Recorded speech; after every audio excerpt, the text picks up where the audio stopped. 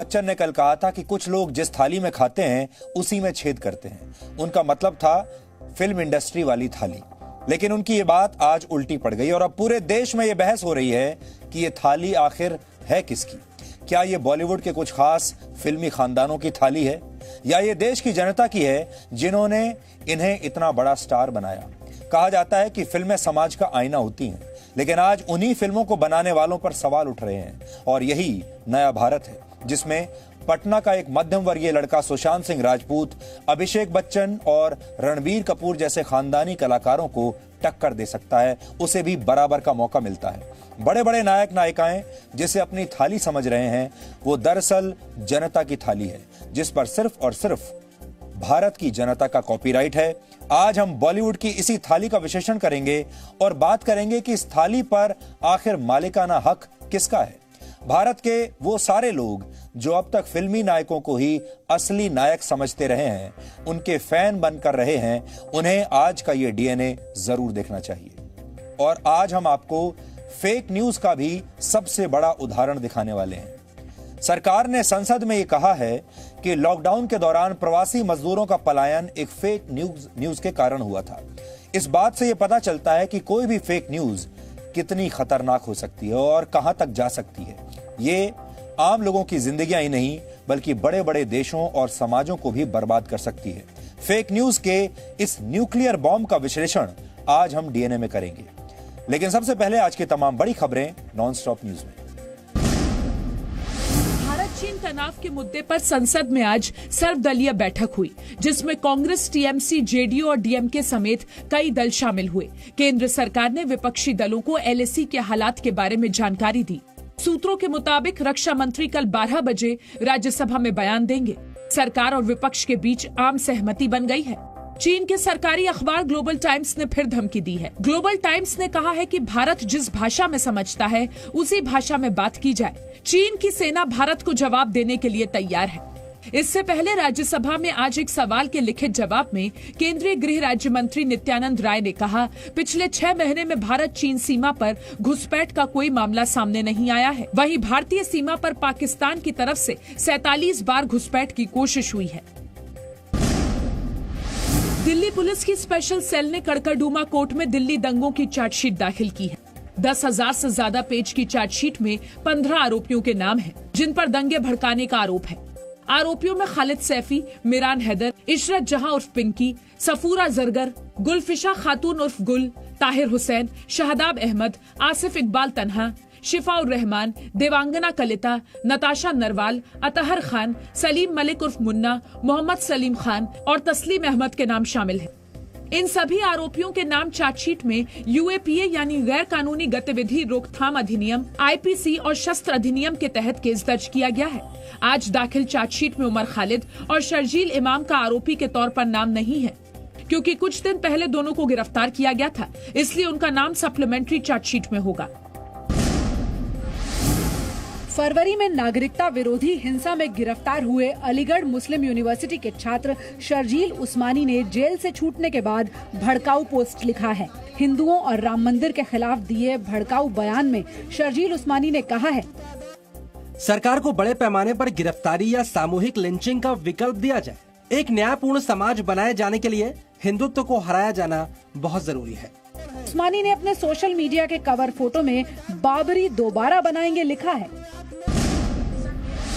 बॉलीवुड में थाली में छेद वाले जया बच्चन के बयान पर एक्टर कंगना रनौत ने आज फिर पलटवार किया। उन्होंने कहा कि कौन सी थाली दी है जया जी और उनकी इंडस्ट्री ने। एक थाली मिली थी जिसमें 2 मिनट के रोल, आइटम नंबर और एक रोमांटिक सीन मिलता था, वो भी हीरो के साथ सोने के बाद।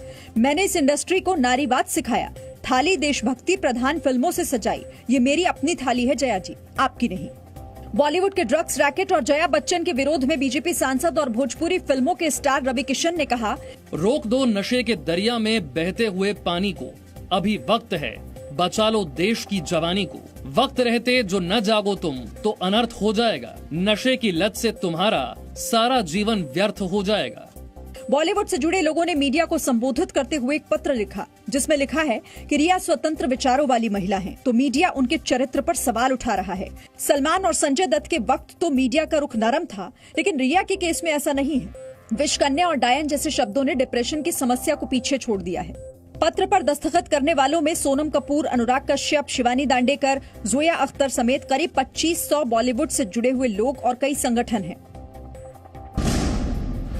सुशांत केस में सूत्रों के मुताबिक एनसीबी सुशांत की बहन और जीजा को समन कर पूछताछ के लिए बुला सकती है। रिया के अलावा जिन जिन लोगों से एनसीबी ने अब तक पूछताछ की, उन लोगों ने सुशांत की एक बहन और जीजा से जुड़ी बेहद गोपनीय और महत्वपूर्ण जानकारी एनसीबी को दी है। साथ ही रिया ने सुशांत की एक बहन और उनके जीजा पर कई आरोप लगाए हैं। ड्रग्स मामले में एनसीबी ने आज श्रुति मोदी से पूछताछ नहीं की। एनसीबी की एसआईटी टीम के एक सदस्य के कोरोना पॉजिटिव होने के बाद ये फैसला लिया गया। बीजेपी नेता नितेश राणे ने इस पूरे मामले को दिशा सालियान के एंगल से जांच करने की मांग की। दिशा सालियान ने सुशांत सिंह को सब कुछ बताया, तभी सुशांत सिंह 13 तारीख को सुशांत सिंह के साथ हादसा हुआ। जो एम्बुलेंस ड्राइवर हो, जो लोगों ने इसके बारे में बात करने की कोशिश की, या तो उनको धमकाया गया या तो उनको गायब किया गया। सुशांत केस की जांच कर रही 5 सदस्यीय सीबीआई की टीम मुंबई से दिल्ली वापस लौट आई है। सीबीआई की टीम एम्स के डॉक्टरों की बोर्ड मीटिंग में हिस्सा ले सकती है। अयोध्या में विवादित ढांचा गिराए जाने के मामले में लखनऊ की स्पेशल सीबीआई कोर्ट 30 सितंबर को फैसला सुनाएगी। इस मामले में बीजेपी के वरिष्ठ नेता लाल कृष्ण आडवाणी, मुरली मनोहर जोशी और उमा भारती समेत कई बड़े नेता आरोपी हैं। कोर्ट ने सभी को फैसले के वक्त अदालत में मौजूद रहने का आदेश दिया है। ढांचा गिराए जाने के मामले में 6 दिसंबर 1992 को सभी 32 लोगों के खिलाफ एफआईआर दर्ज की गई थी।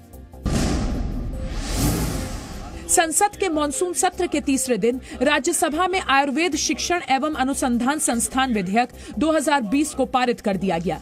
इस विधेयक में 3 संस्थानों का विलय करने का प्रस्ताव है। अब गुजरात के जामनगर में स्थित आयुर्वेद विश्वविद्यालय को राष्ट्रीय महत्व के संस्थान का दर्जा दिया जाएगा। राज्यसभा सांसद सुभाष चंद्रा ने आयुर्वेद को दुनिया में और प्रचारित करने पर जोर दिया। It is our ancient science which has all-encompassing medical treatments, whether it is orthopedic, whether it is surgery, plastic surgery and everything. इसके अलावा बैंकिंग विनियमन संशोधन विधेयक 2020 आज लोकसभा से पास हो गया। लोकसभा में वित्त मंत्री ने बताया कि विधेयक सहकारी बैंकों को नियंत्रित नहीं करता है। ये संशोधन सहकारी बैंकों को टेक ओवर करने के लिए भी नहीं लाया गया है। 17 सितंबर को प्रधानमंत्री नरेंद्र मोदी 70 साल के हो जाएंगे। उनके जन्मदिन पर बीजेपी पूरे देश में सेवा सप्ताह और आत्मनिर्भर भारत सप्ताह मना रही है। देश के अलग अलग हिस्सों में बीजेपी कार्यकर्ता लोगों की मदद कर रहे हैं। पटना में बीजेपी कार्यकर्ताओं ने 70 पेड़ लगाए। सभी कार्यकर्ताओं ने पर्यावरण को बचाने का संकल्प लिया। जयपुर में बीजेपी ने दिव्यांगों को जरूरी उपकरण बांटे। वाराणसी में बीजेपी ने स्वच्छता अभियान चलाया। यूपी सरकार में पर्यटन मंत्री नीलकंठ तिवारी भी इसमें शामिल हुए। उत्तर प्रदेश के अमरोहा में बीजेपी कार्यकर्ताओं ने प्रधानमंत्री नरेंद्र मोदी के जन्म सप्ताह के मौके पर जरूरतमंद लोगों को 100 चश्मे बांटे।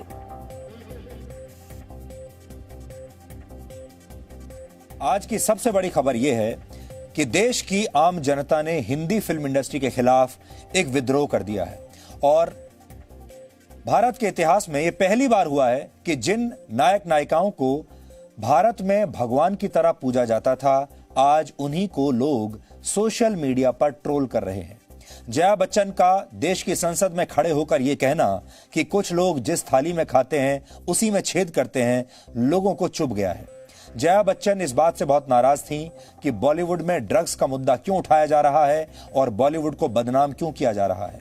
जया बच्चन ने जिस तरह से ये बात कही वो लोगों को चुभ गई है और उनकी बातों में उसी सोच की झलक दिखाई देती है जिसके कारण यह माना जाता है कि बॉलीवुड कुछ खानदानों की निजी संपत्ति बन गया है और इसी सोच के कारण सुशांत सिंह राजपूत जैसे किसी बाहरी लेकिन प्रतिभावान अभिनेता को काम मिलना या तो बंद हो जाता है या कम हो जाता है और एक दिन वो अपने घर में लटकता हुआ पाया जाता है। आज आपको एक बार फिर से राज्यसभा में जया बच्चन के उस बयान को सुनना चाहिए। हालांकि आज का जो हमारा विश्लेषण है वो सिर्फ इस बयान पर आधारित नहीं है। आज का विश्लेषण उन लोगों के लिए है जो इस देश में फिल्मी कलाकारों को वाकई अपना नायक मानने लगते हैं, उन्हें बहुत बड़ा सेलिब्रिटी और बहुत बड़ा स्टार मानने लगते हैं और फिर वो जी जान से उनके फैन बन जाते हैं, उन्हें फॉलो करने लगते हैं और धीरे धीरे उनकी उम्मीदें अपने नायक से बहुत बढ़ जाती हैं और बाद में उन्हें बहुत निराशा होती है, क्योंकि वो एक ऐसे नायक को फॉलो कर रहे होते हैं जो असल में अपने निजी जिंदगी में नायक था ही नहीं, वो सिर्फ पर्दे का नायक था।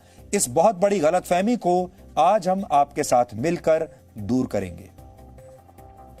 Sir, people who have made their name in this film industry have called it a gutter.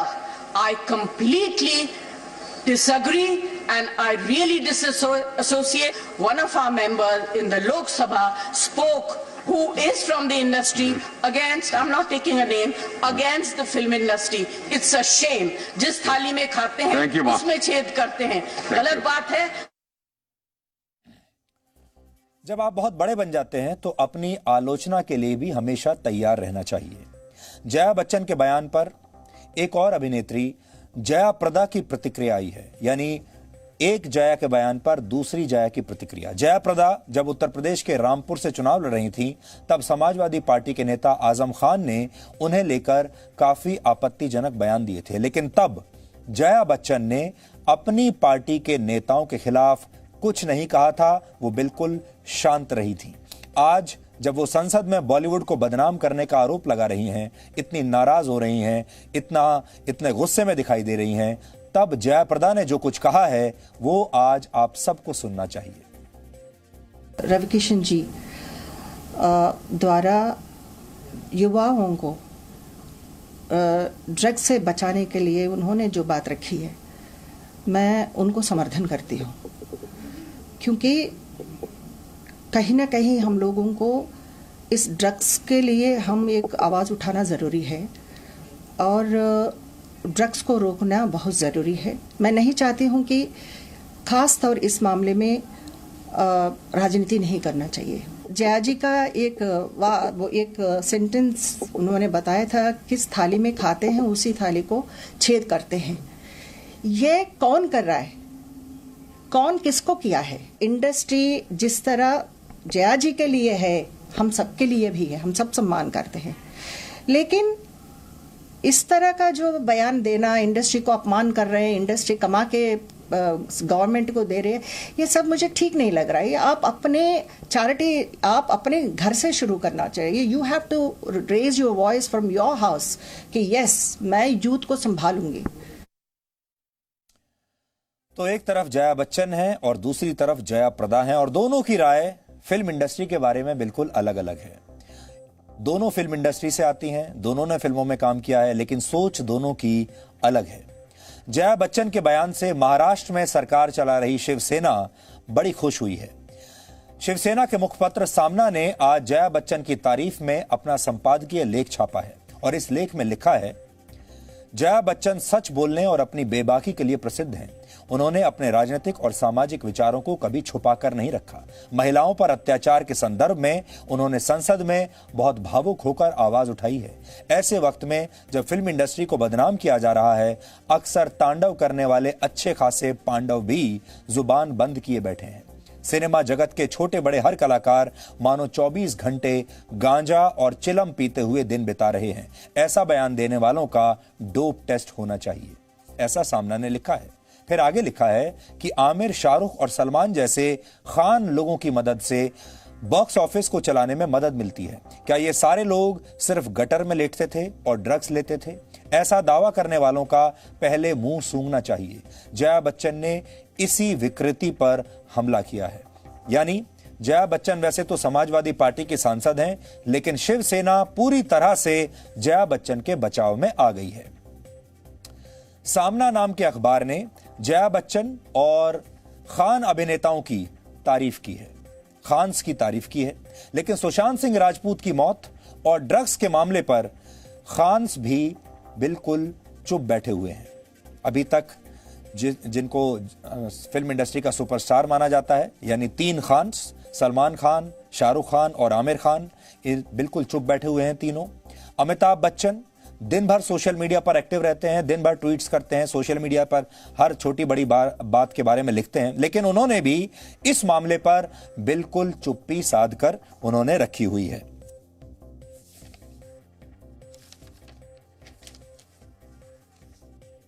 अभी तक उन्होंने एक भी शब्द बोला नहीं है।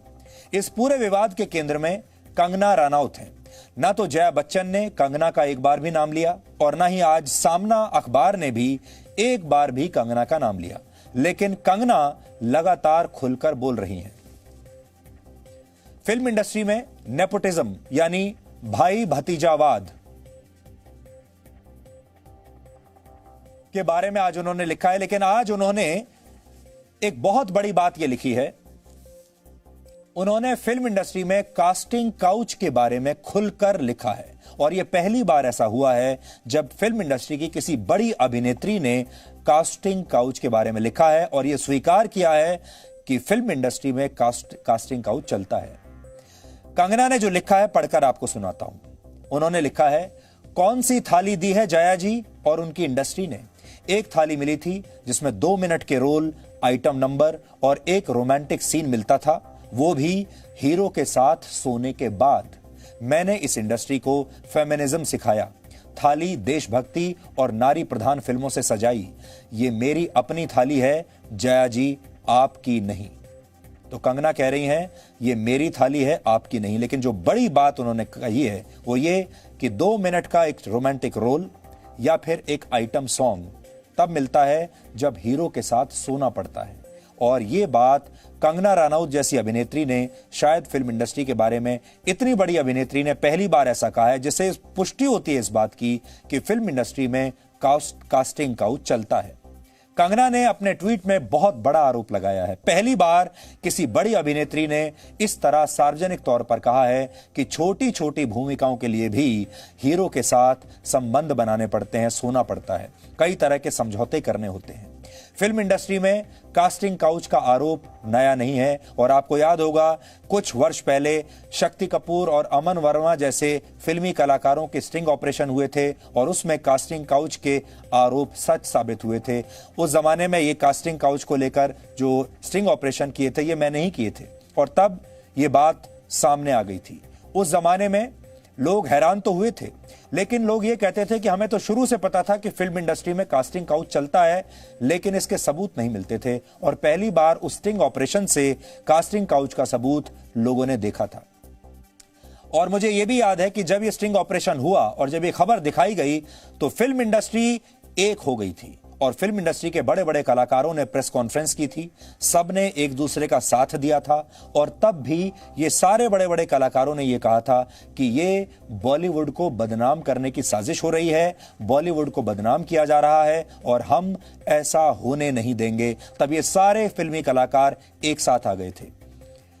उस जमाने में अगर ये सारे फिल्मी कलाकार ये कहते कि कास्टिंग काउच का जो आरोप है और जो सबूत पेश किए गए हैं ये बहुत गंभीर हैं और हम इन पर जांच करेंगे, अगर उस दिन वो ये कह देते कि हम बॉलीवुड की सफाई करेंगे, हम फिल्म इंडस्ट्री में कास्टिंग काउच चलने नहीं देंगे, अगर कहीं हो भी रहा है तो उन लोगों को फिल्म इंडस्ट्री से बाहर फेंक देंगे, अगर तब ये कहते ऐसा तो हम मान लेते कि फिल्म इंडस्ट्री में इंसाफ होता है। लेकिन ये कहने की बजाय बॉलीवुड के तमाम बड़े कलाकारों ने यह कहना शुरू कर दिया कि यह बॉलीवुड को बदनाम करने की साजिश है और जो पत्रकार ऐसे आरोप लगा रहे थे मेरे जैसे, उनके बारे में उन्होंने ये कहा कि अब हम इनसे बात नहीं करेंगे, अब हम इन्हें इंटरव्यू नहीं देंगे, अब हम अपनी प्रेस कॉन्फ्रेंस में इनके रिपोर्टर्स को आने नहीं देंगे। ये बातें तब हुई थी और आज भी आप देख लीजिए फिल्म इंडस्ट्री के तेवर वही है। आज जब ड्रग्स की जांच चल रही है तो भी फिल्म इंडस्ट्री यही कह रही है, ये नहीं कह रही कि हम इसकी जांच करवाएंगे और इसे बंद करेंगे, वो ये कह रही है कि हम इस साजिश को तोड़ेंगे और ये हमारे खिलाफ बहुत बड़ा षड्यंत्र चल रहा है। और जो लोग ऐसा कह रहे हैं, जो एक मुट्ठी भर लोग हैं जो फिल्म इंडस्ट्री में जो कह रहे हैं कि सफाई होनी चाहिए, उनके बारे में कह रहे हैं कि आप जिस थाली में खाते हो उसी थाली में छेद करते हो। यानी ये जो थाली है फिल्म इंडस्ट्री की, ये कुछ बड़े खानदानों का मालिकाना हक इस थाली पर है और वो ये तय करेंगे कि इस थाली में कौन खाएगा और कौन नहीं खाएगा।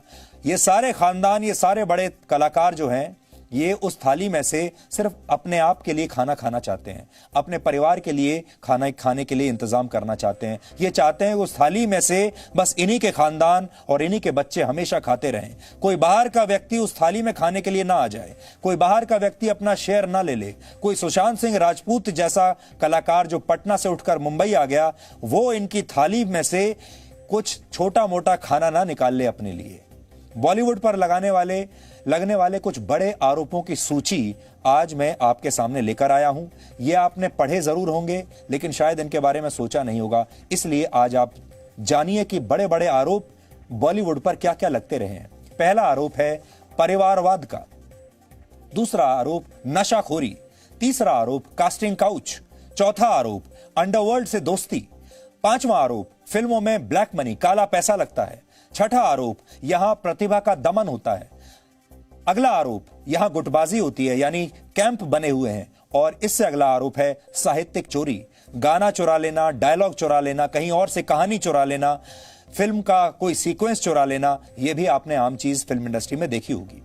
सुशांत सिंह राजपूत की मौत के बाद परिवारवाद का आरोप सबसे पहले सामने आया था, आपको याद होगा। सुशांत की मौत का असली कारण क्या है, यह तो सीबीआई इसकी जांच कर रही है, पता चलेगा। एनसीबी जांच कर रही है, ये एजेंसियां आपको बताएंगी। लेकिन यह साफ है कि कोई गॉडफादर न होने के कारण, किसी मूवी माफिया का आशीर्वाद सुशांत सिंह राजपूत के साथ नहीं होने की वजह से उन्हें फिल्मों में काम मिलना या तो बंद होने लगा था या बहुत कम मिल रहा था। जबकि बड़े बड़े फिल्मी घरानों के बेटे बेटियां बड़े आराम से नई नई फिल्मों में काम कर रहे थे, उन्हें लगातार काम मिल रहा था, लगातार प्रोत्साहन मिल रहा था। बॉलीवुड पर नशाखोरी का आरोप लगता रहा है, लेकिन पहली बार जी न्यूज पर हमने आपको बड़े फिल्मी कलाकारों के ड्रग्स लेते हुए वीडियो दिखाए। बॉलीवुड का ये एक छिपा हुआ चेहरा था जिसके बारे में लोग जानते तो थे लेकिन देखा नहीं था। जया बच्चन कह रही हैं ड्रग्स के नाम पर पूरी फिल्म इंडस्ट्री को बदनाम करने की साजिश है, लेकिन आज उन पर कोई भी विश्वास कर नहीं रहा, क्योंकि लोग अपनी आंखों से देख चुके हैं कि फिल्मी पार्टियों में किस तरह खुलेआम ड्रग्स चलती हैं। लोगों ने वो वीडियोस देखे हैं जब बहुत बड़े बड़े फिल्मी कलाकार या उनके बच्चे पार्टी से नशे में, ड्रग्स के नशे में बाहर निकलते हुए दिख रहे हैं। कास्टिंग काउच का आरोप कंगना ने खुलकर लगाया है, लेकिन यह बॉलीवुड का एक ऐसा काला सच है जिसके बारे में कोई भी बोलने को तैयार नहीं होता, लेकिन जानते सब हैं। आपको याद होगा कुछ समय पहले जब मी टू कैंपेन चला था, तब कई बड़े बड़े फिल्मी कलाकारों के नाम सामने आए थे, प्रोड्यूसर्स, डायरेक्टर्स के नाम सामने आए थे। आपको उनके नाम आज याद दिलाने की जरूरत नहीं है, लेकिन लोग जानते हैं कि ये सारे नाम मी टू में शामिल थे। अंडरवर्ल्ड से दोस्ती का आरोप हमेशा से फिल्म इंडस्ट्री पर लगा है। एक दौर में दाऊद इब्राहिम की पार्टियों में बड़े बड़े फिल्म स्टार नाचा करते थे, हालांकि अब यह काफी कम हो गया है, लेकिन आज भी बॉलीवुड की फिल्मों में डी कंपनी का पैसा लगने के आरोप लगते रहते हैं। बॉलीवुड में ब्लैक मनी का आरोप भी लगा है। कहते हैं कई बड़े बड़े फिल्म स्टार कुछ समय पहले तक जितना पैसा व्हाइट में लेते थे उससे कई गुना पैसा कैश में लेते थे, और जो फिल्में बनती थी वो भी काले पैसे से यानी काले धन से बनती थी। अनअकाउंटेड मनी से ये फिल्में बनाई जाती थी। किसी को पता ही नहीं था पैसा कहां से आ रहा है और पैसा कहां जा रहा है। हालांकि अब पिछले कुछ वर्षों में ये कम हुआ है। बॉलीवुड में प्रतिभा का दमन के आरोप भी लगते रहे हैं। इसका सबसे ताजा उदाहरण खुद सुशांत सिंह राजपूत का है, जो प्रतिभा होने के बावजूद, टैलेंट होने के बावजूद काम नहीं कर पा रहे थे। कई टैलेंटेड एक्टर ऐसे ही फिल्म इंडस्ट्री से धीरे धीरे बाहर हो जाते हैं और इस देश के लोग भी उन्हें धीरे धीरे भूल जाते हैं। बॉलीवुड पर एक बड़ा आरोप है गुटबाजी का। यहां कई तरह के कैंप चलते हैं। एक कैंप किसी एक्टर का होता है, एक कैंप किसी फिल्म प्रोड्यूसर का होता है, किसी डायरेक्टर का होता है, यानी हर बड़ा प्रोड्यूसर, डायरेक्टर और एक्टर अपना एक एक कैंप चला रहा है, और आपको अगर काम चाहिए तो आपको उस कैंप का हिस्सा होना जरूरी है। बॉलीवुड पर साहित्यिक चोरी के गंभीर आरोप लगते रहे हैं। कई बड़े संगीतकार, प्रोड्यूसर, राइटर्स ऐसे हैं जिन्होंने बाहर से चीजों को चुराया है, फिल्मी धुनों को चुराया है, आइडियाज को चुराया है, डायलॉग्स को चुराया है, नामों को चुराया है। ये सारे आरोप इसी फिल्म इंडस्ट्री पर लगते हैं और हमारे देश के करोड़ों लोग इसी फिल्म इंडस्ट्री के दीवाने हैं। दरअसल बॉलीवुड में बड़े फिल्म स्टार्स का जादू धीरे धीरे अब कम हो रहा है, और इसका सबूत बड़े बजट वाली फिल्मों के बॉक्स ऑफिस पर घटते कलेक्शन से आप समझ सकते हैं। एक अखबार सकाल टाइम्स के मुताबिक 2017 में बड़े स्टार्स वाली फिल्मों का टिकट विंडो कलेक्शन 24 करोड़ रुपए था, बॉक्स ऑफिस कलेक्शन। 2018 में ये कम होकर 18 करोड़ हो गया। ये टिकटों का कलेक्शन है और 2019 में इसके और भी कम होने का अनुमान था। हालांकि अभी इसका कारण लॉकडाउन है आजकल, लेकिन क्योंकि इस दौरान सिनेमा घर बंद पड़े हुए हैं, इसलिए अब तो कोई सवाल ही नहीं है बॉक्स ऑफिस कलेक्शन का। लेकिन ये इससे पहले के जो फिगर्स हैं हम आपको बता रहे हैं, साल दर साल टिकटों की जो बिक्री है वो लगातार कम होती जा रही थी। फिल्मों की टिकट बिकने में इस गिरावट का एक बड़ा कारण ओवर द टॉप यानी ओटीटी प्लेटफॉर्म्स को भी माना जाता है और इस पर आने वाली ज्यादातर फिल्मों में आपने देखा होगा छोटे कलाकार बड़ी भूमिकाओं में आपको नजर आते हैं। इनमें अक्सर बहुत बड़े बड़े स्टार्स नहीं होते, कई ऐसे स्टार एक्टर भी इन फिल्मों में होते हैं जो कुछ समय पहले तक जिनके बारे में हम उनका नाम भी जानते नहीं थे, यानी जो वाकई में टैलेंटेड लोग हैं और जिनके साथ बड़े बड़े फिल्मी खानदानों का नाम नहीं जुड़ा है। ये ओटीटी प्लेटफॉर्म्स ने उन्हें एक नया चांस दिया है, उन्हें एक नया मौका दिया है। शायद थाली में इसी बंटवारे की बात जया बच्चन कर रही हैं। फिल्मी खानदानों को थाली के इसी बंटवारे की बातें पसंद नहीं आ रही, क्योंकि अब लोग जीवन के हर क्षेत्र में परिवारवाद और भाई भतीजावाद को नकार रहे हैं, चाहे वो राजनीति हो या फिल्में हो। ये हम राजनीति में होते हुए देख रहे हैं और बॉलीवुड में भी अब बॉलीवुड भी इससे अछूता नहीं रह सकता।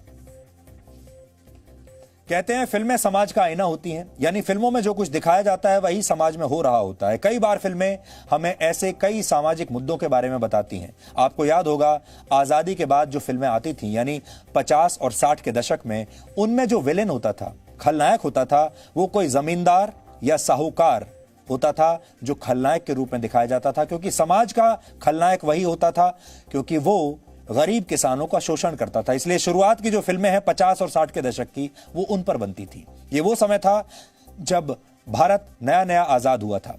बाद में 60 और 70 के दशक में भारत में औद्योगिकरण शुरू हुआ, तब फैक्ट्री मालिकों को, मिल मालिकों को खलनायक के तौर पर देखा जाने लगा। यह भी हमें फिल्मों ने ही दिखाया कि मिल मालिक कैसे मजदूरों का शोषण करते हैं, इस पर फिल्में बनने लगी। उस दौर की फिल्मों में फैक्ट्री के मालिक विलेन हुआ करते थे।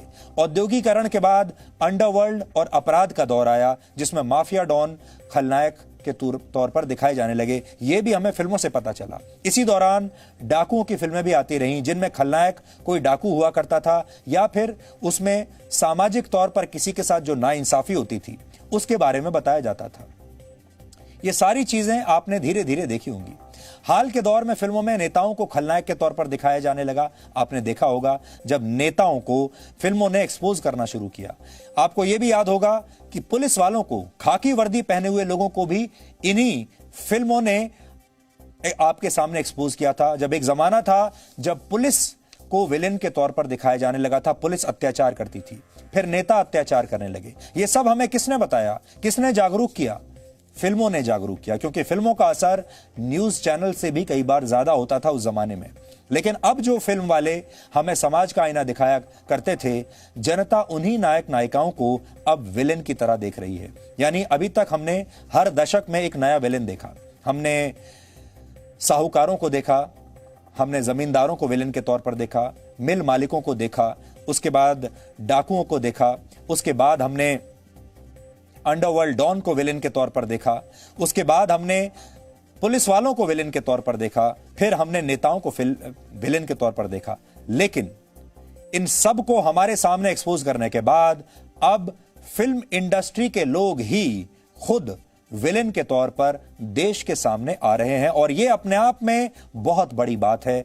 देश के आजाद भारत के इतिहास में यह पहली बार हो रहा है, क्योंकि फिल्में जो हमें जागरूक किया करती थी, अब हमें उन्हीं फिल्म बनाने वालों के ऊपर से विश्वास हमारा हट गया है।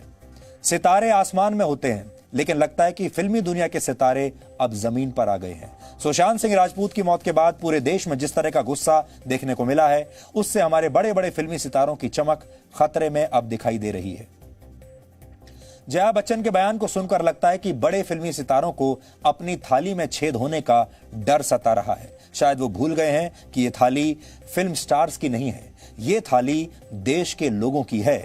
ये वो देश के लोग हैं जो अपना खून पसीने का कमाया हुआ पैसा खर्च करके फिल्मों को देखने के लिए जाते हैं, किसी फिल्म को हिट बनाते हैं, किसी एक्टर को सुपरस्टार बना देते हैं। भारत वो देश है जो बॉलीवुड के कलाकारों को भगवान की तरह पूजता रहा है, चाहे वो उत्तर भारत के लोग हों चाहे दक्षिण भारत के लोग हों।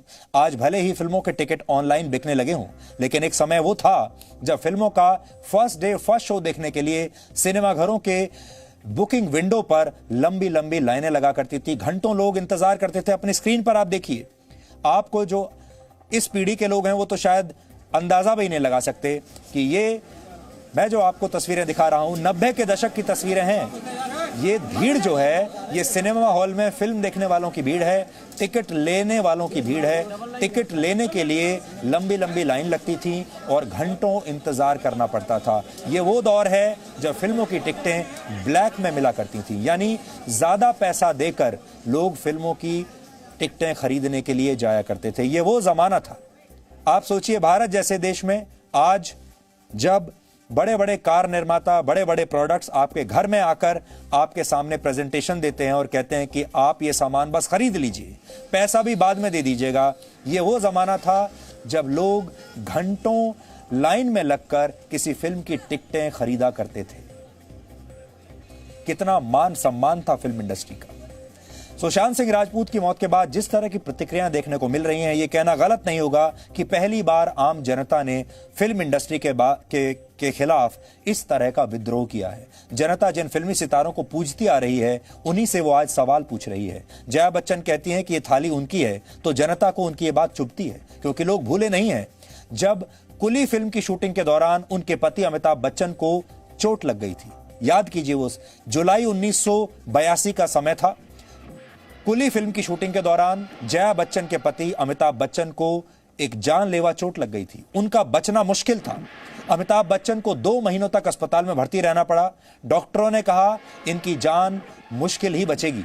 इस दौरान देश में लोगों ने उनके जल्द स्वस्थ होने के लिए प्रार्थनाएं की।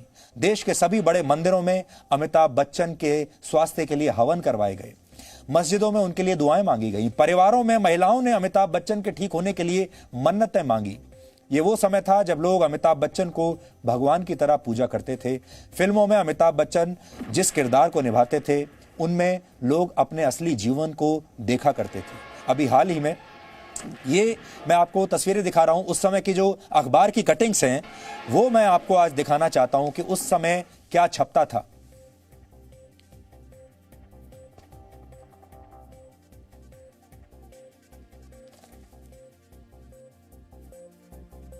अखबारों में छपता था, इश्तिहार आते थे कि दुआ कीजिए, और जब अमिताभ बच्चन आखिरकार ठीक होकर निकले तो लोगों ने उनका एक नायक की तरह स्वागत किया था। कुली फिल्म के हादसे के 2 साल बाद 1984 में अमिताभ बच्चन ने इलाहाबाद से लोकसभा चुनाव लड़ा था। उन दिनों चुनाव प्रचार के दौरान उनकी सभाओं में बहुत भारी भीड़ जुटा करती थी। कम से कम उत्तर भारत की राजनीति में किसी उम्मीदवार के लिए ऐसी दीवानगी देश ने इससे पहले कभी नहीं देखी थी। अमिताभ बच्चन तब के प्रधानमंत्री राजीव गांधी के बचपन के दोस्त हुआ करते थे।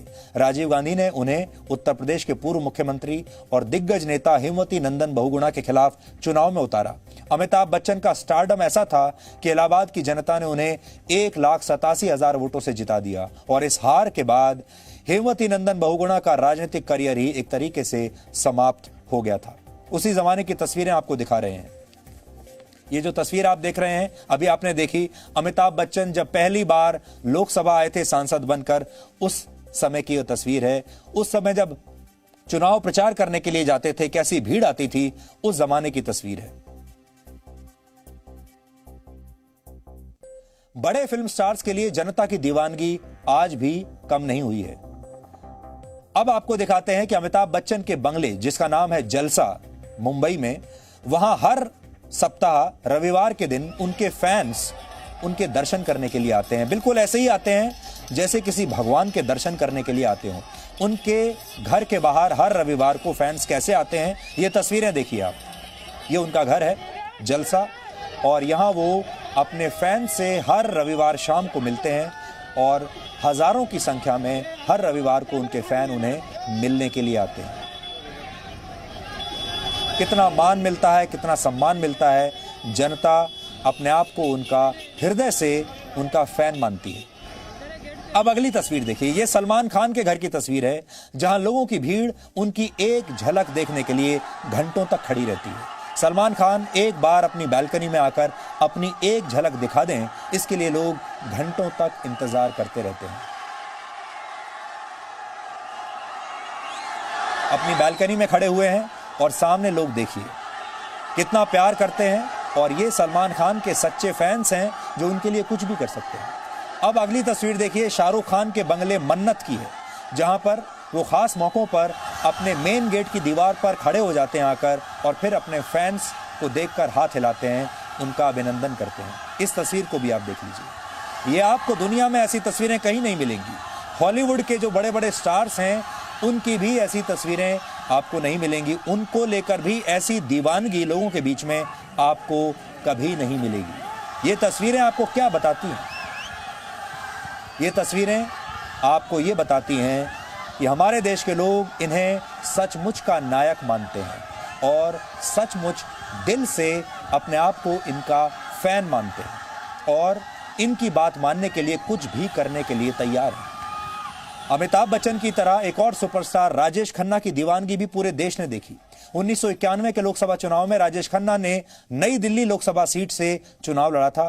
तब उस सीट से बीजेपी के बड़े नेता लाल कृष्ण आडवाणी चुनाव लड़ते थे। राजेश खन्ना के कारण वो ये सीट छोड़कर गांधीनगर सीट से उन्होंने नामांकन भर दिया, क्योंकि राजेश खन्ना के खिलाफ जीतना मुश्किल था। उस चुनाव में लाल कृष्ण आडवाणी राजेश खन्ना को सिर्फ 1,500 वोटों से ही हरा पाए थे। सोचिए, सिर्फ 1,500 वोट, इतने कम अंतर से जीत के कारण लाल कृष्ण आडवाणी ने नई दिल्ली सीट हमेशा के लिए छोड़ दी और गांधीनगर की सीट अपने पास रख ली। उपचुनाव में राजेश खन्ना को दोबारा टिकट मिला और वो चुनाव जीत गए, यानी LK आडवाणी को ये लोकसभा सीट छोड़ देनी पड़ी क्योंकि राजेश खन्ना वहां पर आ गए थे। ये राजेश खन्ना की चमक थी, ये राजेश खन्ना की दीवानगी थी। और हाल के दिनों में आपने देखा होगा, श्रीदेवी बॉलीवुड की दिग्गज अभिनेत्री थी। फरवरी 2018 में जब उनकी मृत्यु हुई थी, तब पूरा देश कैसे सदमे में चला गया था और इस समय तक श्रीदेवी का फिल्मी करियर लगभग समाप्त हो चुका था। इसके बावजूद उनके लिए जनता का प्यार खत्म नहीं हुआ था। श्रीदेवी की अंतिम यात्रा में मुंबई की सड़कों पर बड़ा हुजूम निकल कर आया था भीड़ का। अंतिम विदाई देने के लिए देश भर से उनके चाहने वाले मुंबई पहुंचे थे और इसी लोकप्रियता को देखते हुए महाराष्ट्र की तब की सरकार ने श्रीदेवी का अंतिम संस्कार पूरे राजकीय सम्मान के साथ तब करवाया था, जबकि ऐसा सम्मान आमतौर पर जन सेवा से जुड़ी हस्तियों को ही दिया जाता है।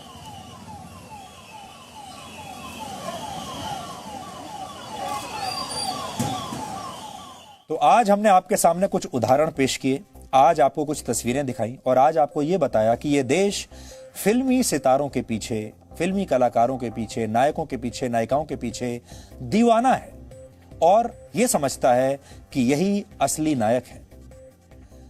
और कैसी दीवानगी है यह आपने तस्वीरों में देख ली। अब मैं आपसे एक सवाल पूछना चाहता हूं। आप इन फिल्मी कलाकारों से और इन फिल्म स्टार से क्या उम्मीद करते हैं? क्या चाहते हैं आप इनसे? आप ये क्यों उम्मीद करते हैं कि ये सारे बड़े बड़े फिल्म स्टार किसी सामाजिक मुद्दे पर, किसी राजनीतिक मुद्दे पर, देश से जुड़े किसी मुद्दे पर अपने बयान दें और अपने विचार आपके सामने रखें? क्यों चाहते हैं आप ये सब? क्या जब ये बोलेंगे तभी आप उस घटना को हुआ मानेंगे? क्या तभी आप ये मानेंगे कि ये फिल्म स्टार ने इस घटना पर बयान दे दिया तभी आप सच्चाई को मानेंगे? अगर फिल्म स्टार ने नहीं बोला, किसी मुद्दे का समर्थन नहीं किया, तो क्या वो मुद्दा आगे नहीं बढ़ेगा? दरअसल ये हमारी बहुत बड़ी गलती है कि हम इन फिल्मी अभिनेताओं को असली नायक मान बैठे हैं।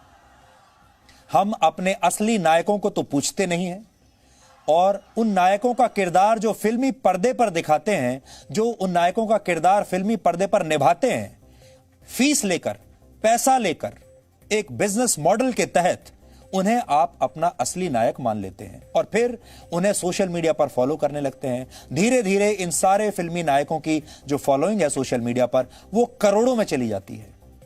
आज आपने देखा है कि हमारी सेना का कोई शहीद जिसने देश के लिए अपनी जान की कुर्बानी दे दी हो, उसे कितने लोग फॉलो करते हैं।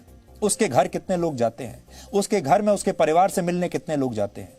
हमारे देश में वैज्ञानिक भी हैं जिन्होंने बड़े बड़े काम किए हैं। सोशल मीडिया पर उनकी कितनी फॉलोइंग है, आप उनके साथ कितनी सेल्फी लेते हैं। हमारे देश में बड़े बड़े अध्यापक हुए हैं, प्रोफेसर हुए हैं, डॉक्टर हुए हैं, वैज्ञानिक हुए हैं, बड़े बड़े प्रोफेशनल्स हुए हैं जिन्होंने इस देश के लिए बहुत कुछ किया है, बड़े बड़े इंजीनियर्स हुए हैं। आपने उनमें से कितने लोगों के साथ कभी सेल्फी खिंचवाई है? आपने उनमें से कितने लोगों के साथ ये कहा है कि आप सुशांत सिंह राजपूत के बारे में बोलते क्यों नहीं, आप उन्हें न्याय क्यों नहीं दिलवाते? कितने लोगों को आपने कहा है आज तक? हम मनोज कुमार को, आपको याद होगा 70 के दशक में, 80 के दशक में, 60 के दशक में मशहूर फिल्म स्टार मनोज कुमार की फिल्में हम देखा करते थे क्योंकि उनमें देशभक्ति हुआ करती थी। उनकी ज्यादातर फिल्में देशभक्ति के इर्द गिर्द घूमती थी। वो ऐसे किरदार निभाते थे जिसमें वो देशभक्त दिखते थे और देशभक्ति के किरदार निभाते थे। गाने भी वैसे ही हुआ करते थे उनके। लेकिन क्या अब हम ये मान लें कि मनोज कुमार असल जिंदगी में भी उतने ही बड़े देशभक्त और राष्ट्रभक्त होने चाहिए? क्या अब हम ये मान लें कि ये देश कैसे चलेगा? उन्होंने कई फिल्मों में किसान का किरदार निभाया, तो क्या अब हम ये मान लें कि किसानों की समस्याओं पर मनोज कुमार को सबसे पहले बोलना चाहिए, तभी हम मानेंगे? क्या हमें ये मानना चाहिए कि जो किसान आत्महत्या कर रहे हैं उनकी आत्महत्या पर मनोज कुमार को पहला स्टेटमेंट देना चाहिए, उनके लिए मनोज कुमार को भूख हड़ताल पर बैठ जाना चाहिए? क्या हमें ये सोचना चाहिए? क्या हमें ये उम्मीद करनी चाहिए? इसलिए सबसे पहले हमें फिल्म स्टार्स को असली नायक समझने वाली सोच बदलनी होगी। हम उनका सम्मान करते हैं, एक कलाकार के तौर पर सम्मान करते हैं। वो बहुत एक अच्छे कलाकार हैं, वो अच्छे प्रोड्यूसर हो सकते हैं, अच्छे डायरेक्टर हो सकते हैं, वो आपका मनोरंजन कर सकते हैं, वो अच्छी फिल्म बना सकते हैं। लेकिन क्या वो देश के नायक भी हो सकते हैं? क्या उन्हीं के ऊपर छोड़ देना चाहिए यह फैसला करना कि देश कैसे चलेगा? अगर हम ऐसा करेंगे तो फिल्म इंडस्ट्री से जुड़ी हमारी बहुत सारी शिकायतें खुद ही अपने आप दूर होने लगेंगी। इसलिए आपकी जो उम्मीदें इन नायकों से, इन नायिकाओं से बंध गई हैं, क्योंकि आप ये समझने लगे हैं कि आप सिनेमा हॉल में या बड़े पर्दे पर जिन किरदारों में इन्हें देखते हैं ये असल जिंदगी में भी वैसे ही है। ऐसा नहीं है, क्योंकि ये लोग एक्टर्स हैं, ये एक्टिंग करते हैं और एक्टिंग करने के बाद उस रोल से बाहर निकल जाते हैं और फिर किसी दूसरे रोल में चले जाते हैं। इसलिए अगर आप ये सोचते हैं कि कश्मीर के मामले में बड़े बड़े फिल्म स्टार्स को या फिल्म इंडस्ट्री में जो सुपरस्टार्स हैं, खान्स हैं, इनसे जब तक कश्मीर का एंडोर्समेंट नहीं होगा तब तक कश्मीर की बात नहीं बनेगी, तो ये गलत है। पाकिस्तान के बारे में जब तक हमारे फिल्म स्टार, बड़े बड़े कलाकार बोलेंगे नहीं तो पाकिस्तान से हमारी लड़ाई कभी सुलझेगी नहीं, ये बात गलत है। सुशांत सिंह राजपूत को लेकर अगर ये फिल्म स्टार्स बाहर नहीं आए तो सुशांत को न्याय नहीं मिलेगा, ये उम्मीद रखना बहुत गलत होगा। फिल्म इंडस्ट्री हो, खेल हो, राजनीति हो या जीवन का कोई भी क्षेत्र हो, ये सबकी थाली है, ये इस देश की थाली है। इस थाली को इस देश के लोगों ने सजाया है। इस थाली पर किसी एक खानदान का या किसी बॉलीवुड का या किसी फिल्म स्टार का मालिकाना हक हो ही नहीं सकता। ये इन लोगों की बहुत बड़ी गलतफहमी है और यकीन मानिए ये गलतफहमी पैदा की है आप लोगों ने। इस देश के लोगों ने इनके मन में बहुत बड़ी गलतफहमी पैदा कर दी है, क्योंकि जब ये लोग अपने घर से निकलते हैं तो हजारों लाखों की संख्या में लोग इनकी एक झलक पाने के लिए बेताब रहते हैं। लोग इनके फैन बन जाते हैं, इनके पीछे पीछे चलते हैं और अपना दिमाग बंद करके इनकी सारी बातें मान लेते हैं। यही इस देश की सबसे बड़ी गलती है। और जब ये फिल्म स्टार चुपचाप बैठे रहते हैं, बड़े बड़े मुद्दों पर चुप रहते हैं, अपने घरों से उस दौरान बाहर नहीं निकलते, समाज के लिए कुछ करते नहीं हैं, तब इस समाज को बड़ा बुरा लगता है और फिर यह समाज इनसे नाराज होने लगता है, जैसा कि अब हो रहा है। इस देश में पहली बार ऐसा हुआ है जब इतने बड़े मशहूर नायकों और नायिकाओं को लोग सोशल मीडिया पर ट्रोल कर रहे हैं, उनके बारे में इतनी सारी बातें लिख रहे हैं। इन फिल्म स्टार्स के लिए भी ये सोचना बहुत जरूरी हो गया है कि वो जमाना सुपरस्टारडम का अब समाप्त हो चुका है। ये नया भारत है और नए भारत के जो लोग हैं वो परिपक्व हैं। अगर वो सोच समझकर वोट डाल सकते हैं तो वो सोच समझकर यह भी तय कर सकते हैं कि उनके नायक कौन होंगे। इसलिए अगर आपको उरी फिल्म पसंद आई, अगर आपको कोई और फिल्म जो देशभक्ति पर बनी है वो पसंद आई, अच्छी बात है, आपको पसंद करना चाहिए, क्योंकि इससे आपको मनोरंजन हुआ है, इससे आपकी भावनाओं को एक नई ऊर्जा मिली है। लेकिन अगर आप ये समझते हैं कि उरी फिल्म में जो कलाकार या जो एक्टर फौजी बना है और जिसने ये सर्जिकल स्ट्राइक की है वही असली हीरो है तो ये आपकी गलती है। इसलिए अगर आप चाहते हैं तो जिन लोगों ने बालाकोट में स्ट्राइक की थी उन्हें अपना नायक मानिए। अगर आप चाहते हैं तो जिन लोगों ने सर्जिकल स्ट्राइक की थी पाकिस्तान पर उन्हें अपना नायक मानिए। आप चाहते हैं तो गलवान में चीन के सैनिकों को जिन्होंने मजा चखाया था उन सैनिकों को अपना नायक मानिए। आप चाहते हैं तो उन वैज्ञानिकों को अपना नायक मानिए जिन वैज्ञानिकों ने भारत को आज बहुत आगे पहुंचाया है। ये असली नायक हैं। इसलिए असली नायक और नकली नायक में फर्क करना सीखिए, तभी नया भारत आगे बढ़ पाएगा। और ये आपकी भी बहुत बड़ी गलतफहमी है और आपकी गलतफहमी की वजह से ये सारे बड़े बड़े जो कलाकार हैं आजकल जो बयान दे रहे हैं इन सब की गलतफहमी पैदा हो गई है। इसलिए इस गलतफहमी को तोड़ना बहुत जरूरी है और इसकी शुरुआत आज से हमने की है। अगर आप हमसे सहमत हैं तो फिर इस बात को आगे बढ़ाइए। बॉलीवुड के बाद, क्योंकि एक नकली माहौल है पूरा जो आप अब तक देखते आए हैं, अब हमारे समाज की एक ऐसी समस्या की बात करेंगे जिसके खतरनाक परिणाम आज आप सबको झेलने पड़ रहे हैं और आगे भी शायद झेलेंगे। यह समस्या है फेक न्यूज की। फेक न्यूज की वजह से कई जगहों पर दंगे हो चुके हैं, होते रहते हैं। फेक न्यूज से किसी बड़ी हस्ती के निधन के बारे में झूठी खबर अक्सर फैला दी जाती है। फेक न्यूज की वजह से दो देश कई बार युद्ध के करीब पहुंच जाते हैं।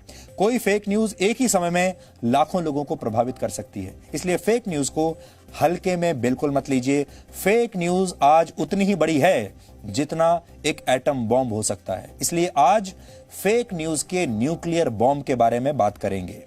वर्ष 1945 में अमेरिका ने जापान के हिरोशिमा और नागासाकी पर परमाणु बम गिराया था। लेकिन आज हम ये समझेंगे कि लॉकडाउन के दौरान फेक न्यूज का ये परमाणु बम किसके ऊपर गिरा था और किसने गिराया था। इसलिए आज की तारीख में फेक न्यूज परमाणु बम से भी ज्यादा खतरनाक है और फेक न्यूज को आप तक पहुंचाने का काम सोशल मीडिया की मदद से खुलेआम हो रहा है। फेसबुक और व्हाट्सएप जैसे मोबाइल ऐप्स फेक न्यूज फैलाने का माध्यम बन चुके हैं और ये किसी परमाणु बम के धमाके से भी ज्यादा खतरनाक हो सकता है। अब फेक न्यूज का एक बहुत खतरनाक स्वरूप आपको आज हम दिखाने वाले हैं। लॉकडाउन के दौरान आपने भी प्रवासी मजदूरों के पलायन की ये तस्वीरें जरूर देखी होंगी जो अभी मैं आपको दिखाने वाला हूं। इन तस्वीरों को देखिए। पलायन की जो तस्वीरें आपने लॉकडाउन के दौरान देखी थी, केंद्र सरकार के मुताबिक फेक न्यूज की वजह से ही बड़ी संख्या में प्रवासी मजदूर पलायन के लिए मजबूर हो गए थे। यानी नए भारत के लिए फेक न्यूज सबसे बड़ा खतरा बन चुका है। ये मुंबई की तस्वीर देखिए। ये पलायन की तस्वीरें हैं जब प्रवासी मजदूर पलायन के लिए बाहर निकल गए थे। सरकार के लाख समझाने के बाद भी ये लोग रुके नहीं। इसी तरह ये दिल्ली की तस्वीरें आप देख लीजिए। ये लॉकडाउन के दौरान की तस्वीर हैं, लॉकडाउन के बिल्कुल शुरू में।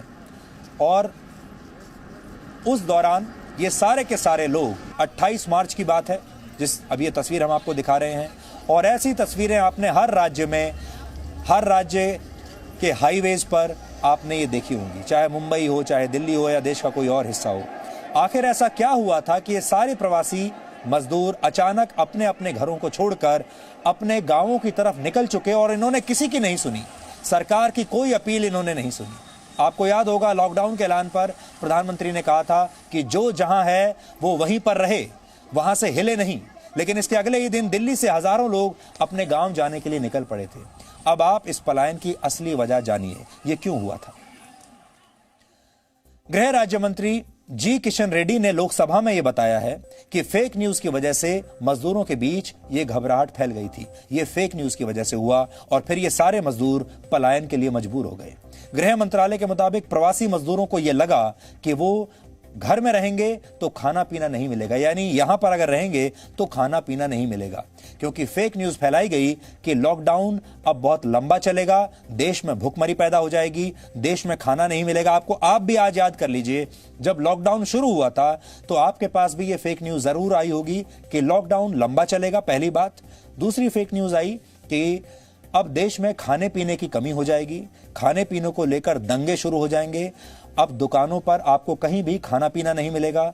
तीसरी फेक न्यूज ये आई थी कि दवाइयां भी नहीं मिलेंगी और आपसे ये कहा गया था कि आप होर्डिंग कर लीजिए, मतलब जैसे जितना खाना मिलता है, जितना राशन मिलता है, जितनी दवाइयां मिलती हैं, जो मिलता है आप अपने घर में जमा करके रख लीजिए, आगे ये सारी चीजें मिलनी बंद हो जाएंगी। ये फेक न्यूज थी। अब तो आप भी जानते हैं, ना तो खाने पीने की कमी हुई, ना कोई चीज महंगी हुई उस दौरान, ना दवाइयों की कमी हुई, किसी चीज की कोई कमी नहीं हुई, लेकिन आपको तब फेक न्यूज से डराया गया। तृणमूल पार्टी की सांसद माला राय ने गृह मंत्रालय से पूछा था कि हजारों मजदूर लॉकडाउन के बाद पैदल वापस जाने के लिए क्यों मजबूर हुए और कितने मजदूरों की उनके घर वापस लौटते समय मौत हो गई।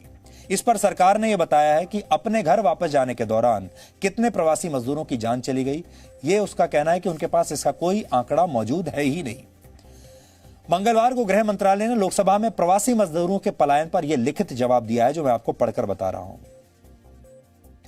और लोकसभा में केंद्रीय गृह राज्य मंत्री ने यह भी बताया कि केंद्र सरकार इस बारे में पूरी तरह से तैयार थी और लॉकडाउन की अवधि के दौरान गरीबों के खाने पीने, रहने और इलाज के लिए सभी जरूरी उपाय कर लिए गए थे, लेकिन लॉकडाउन लंबा चलने की अफवाह के कारण इन मजदूरों ने वापस अपने गांव जाना ही बेहतर समझा। इन्हें सरकार के दावों पर यकीन नहीं हुआ। अब आपको फ्लैशबैक में लेकर चलते हैं। सबसे पहले कुछ तस्वीरें दिखाते हैं। आपको याद होगा 28 और 29 मार्च को दिल्ली के आनंद विहार में हजारों प्रवासी मजदूर इकट्ठा हो गए थे। कोरोना वायरस के दौर में देश के राजनेता, बुद्धिजीवी और बड़े बड़े पत्रकारों के लिए प्रवासी मजदूरों का पलायन पसंदीदा विषय बन गया था। कई बड़े पत्रकारों ने वहां से अपने अपने टीवी चैनल्स पर लाइव शोज किए थे और केंद्र सरकार पर सवाल उठाए थे। तब किसी ने यह सवाल नहीं उठाया कि इन प्रवासी मजदूरों को पलायन करने के लिए आखिर कौन बहका रहा है और ये सारी झूठी जानकारी इनके पास कहां से आ रही है। आप याद कर लीजिए, कई न्यूज़ चैनल्स में और कई अखबारों में पत्रकारों ने इनसे मिलकर बड़े बड़े फीचर्स किए थे, बड़ी बड़ी खबरें आपके सामने रखी थी कि इन पर कितना अत्याचार हो रहा है, देखिए। इसी तरह 14 अप्रैल को मुंबई के बांद्रा रेलवे स्टेशन पर भी हजारों लोग ऐसे ही जमा हो गए थे।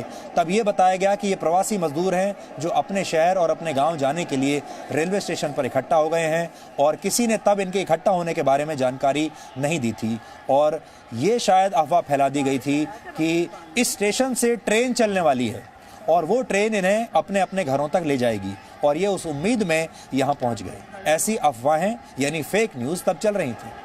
लेकिन आपको याद होगा उस समय जी न्यूज़ तब भी अपनी जिम्मेदारियों को निभा रहा था। हमने तब भी आपको बताया था ऐसी कोशिश के पीछे कौन लोग हैं, आज आप देखिए।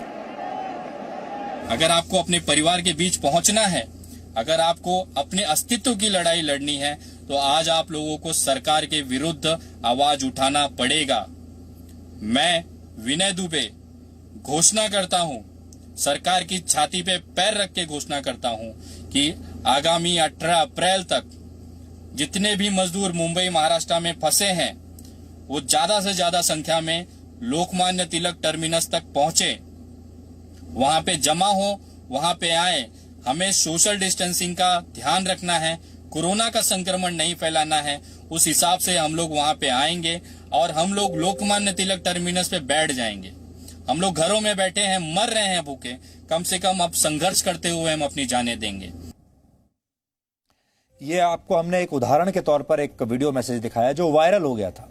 इस मैसेज को लोगों ने देखा। इसके अलावा और बहुत सारे वीडियोस उस समय सर्कुलेट किए गए, बहुत सारी फेक न्यूज़ फैलाई गई जिन सब में ये कहा जाने लगा था कि जितने प्रवासी मजदूर हैं ये सब अगर अपने घरों में रहे यानी शहरों में रहे तो ये भूखे मर जाएंगे, क्योंकि सब कुछ बंद होने वाला है, खाने पीने की कमी होने वाली है। इसलिए इन सारे लोगों को तुरंत अपने गांवों की तरफ निकल जाना चाहिए, जैसे भी निकल सकें, ट्रेन में, बस में, गाड़ी में, ट्रक में, जहां जगह मिले वहां चले जाएं। और बहुत सारे लोग तो ऐसे निकल गए जो हजारों किलोमीटर पैदल चलकर अपने गांवों तक पहुंचे और कई लोग तो ऐसे थे जो हजारों किलोमीटर पैदल चल के जब अपने गांव पहुंचे तो तबीयत इतनी खराब हो चुकी थी, शरीर इतना थक चुका था कि वहां पहुंचते ही उनकी मृत्यु हो गई। ये सब फेक न्यूज़ की वजह से हुआ था। आगे इस फेक न्यूज़ पर हम बात करेंगे, लेकिन यहाँ 3 मिनट का ब्रेक ले लेते हैं। इस ब्रेक के बाद हम आपको फेक न्यूज़ की पहचान करने के तरीके बताएंगे और आपको यह भी बताएंगे कि फेक न्यूज़ किसी देश को बर्बाद कर सकती है, किसी समाज को बर्बाद कर सकती है। इसे आप हल्के में मत लीजिए।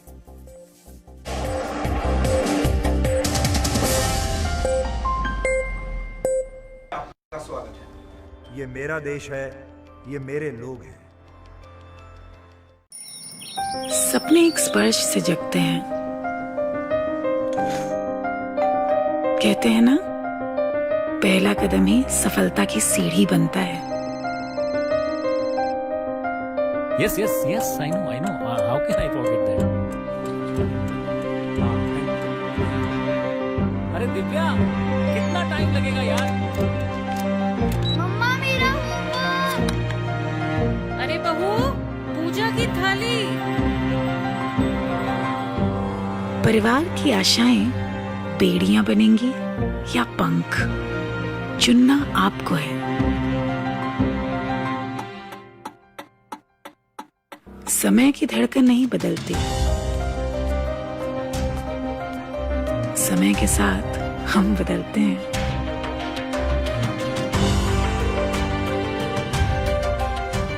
क्योंकि जब अपने संस्कारों के लिए सम्मान हो तो दुनिया झुकती है। जी न्यूज़, परंपरा संस्कारों की। सत्ता के लालच में जब नेता सच पर सवाल उठाने लगे, काले को सफेद बताकर हकीकत देश से छिपाने लगे, तब जरूरी है सच के साथ हर खबर को देश हित में देश के सामने रखना। देश हित सिर्फ जी न्यूज़ पर। हर रोज नई सुबह की नई शुरुआत, देश दुनिया की ताजा तरीन खबरों के साथ, राजनीति की सरगर्मियां, बिजनेस वर्ल्ड की कामयाबियां, खेल की दुनिया की जीत हार, ताजा खबरों का पूरा संसार। मॉर्निंग जी रोज सुबह 8 बजे सिर्फ जी न्यूज़ पर। ये मेरा देश है, ये मेरे लोग हैं, ये हमारी लड़ाई है, ये हमारी जिम्मेदारी है। इसे ऐसे कैसे छोड़ दूं? क्योंकि जब आप मुस्कुराते हैं तो मैं मुस्कुराता हूं। जब आपका दिन अच्छा गुजरता है तो मैं भी सुकून से सोता हूं। नमस्कार, मैं हूं सुधीर चौधरी और डीएनए में आपका स्वागत है। ये मेरा देश है, ये मेरे लोग हैं। सपने एक स्पर्श से जगते हैं। कहते हैं ना, पहला कदम ही सफलता की सीढ़ी बनता है। Yes, I know. How can I forget that?